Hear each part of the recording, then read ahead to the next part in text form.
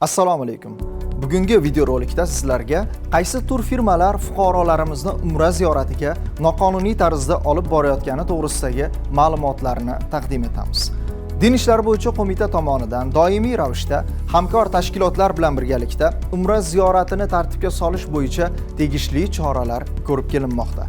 So'nggi 3 oyda litsenziyalash, ruxsat berish va xabardor qilish tartib-tamoyillari to'g'risidagi qonun talablari asosida Umra faoliyatini litsenziyasiz amalga oshirgan 31 ta tur firmada tekshiruv o'tkazildi va ularning 26 tasiga 75 million so'm miqdorida jarimalar qo'llanildi.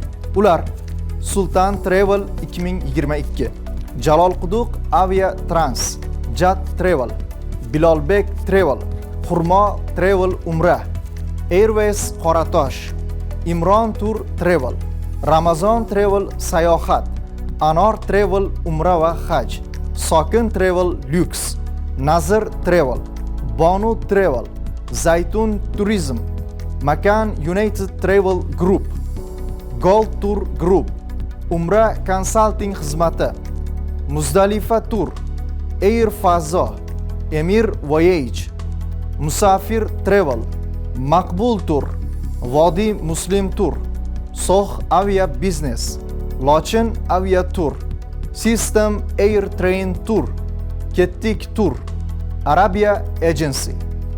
2025-yil boshidan buyon ijtimoiy tarmoqlarda fuqarolarimizni noqonuniy tur firmalardan ogohlikka chaqiradigan 40 ga yaqin media mahsulotlar taqdim etildi. Biz yuqorida nomlarini sanab o'tgan tur firmalarning ayrimlari javobgarlikka tortilganiga qaramasdan fuqarolarimizni aldashda davom etayotgani va yurtdoshlarimizni ko'plab noqulay holatlarga tushib qolayotganlarga guvoh bo'lmoqdamiz. Aziz yurtdoshlar, sizlarni noqonuniy firibgarlik yo'llari bilan sifatsiz umra xizmatlari ko'rsatilishidan ogohlikka chaqiramiz. Marhamat, qonuniy vakolatga ega bo'lgan O'zbekiston musulmonlar idorasi Haj Umra markazi hamda 12 ta tadbirkorlik subyektlari orqali ishonchli va kafolatlangan umra xizmatlaridan foydalaning.